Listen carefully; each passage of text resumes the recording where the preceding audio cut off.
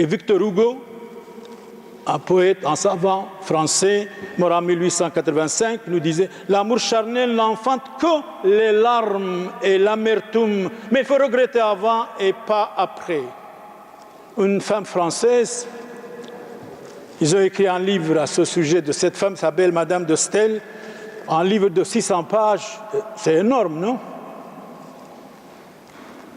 Elle est morte en 1817. Elle dit ceci, « L'amour humain est un égoïsme à deux sans le savoir. » Mais selon saint Antoine de Padoue, mort en 1231, saint Antoine de Padoue, il a été canonisé une année après sa mort. Une année après sa mort, saint Antoine de Padoue, nous sommes fiers d'être dans l'église de saint Antoine de Padoue. Il dit, l'amour de Dieu change, l'amour de Dieu change toute amertume en douceur. Comme Jésus disait, venez à moi vous tous qui peinez, je suis doux et humble de cœur. Je vous donnerai le soulagement et le repos. Vous êtes tous épuisés, fatigués, abandonnés. Avancez, venez, comme les assoiffés. Jésus a pitié des fidèles.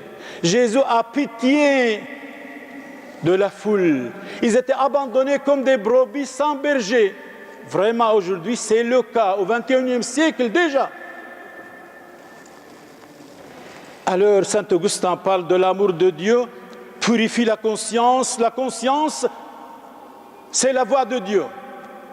La conscience, c'est la voix de Dieu. Celui qui commande au monde est puissant.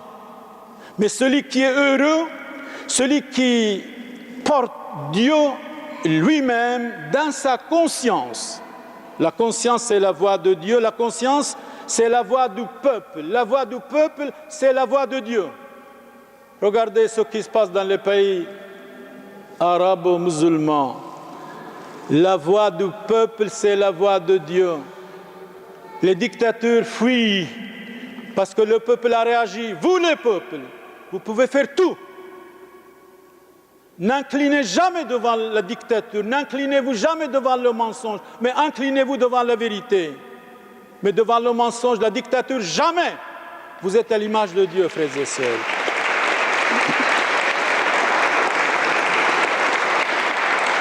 Nous parlons de la conscience est la voix de Dieu. La voix de Dieu, c'est la voix du peuple. Le peuple est capable de tout. Meilleur et pire, attention. Meilleur et pire, comme par exemple la femme et l'homme quand ils se marient. Oui, je vous déclare, pour le meilleur et pour le pire. Eh bien, le peuple, c'est ça. Est capable de renverser tout. Tout, toute la dictature, toute l'intolérance. Une bonne conscience est la demeure du Saint-Esprit. La conscience est la voix de Dieu, nous avons dit certainement. Nous parlons de la jalousie, frères et sœurs.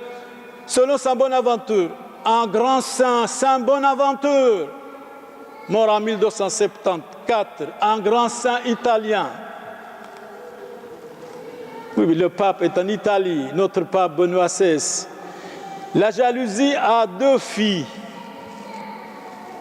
La jalousie a combien de filles? 2. Mais pas de garçons, attention ici.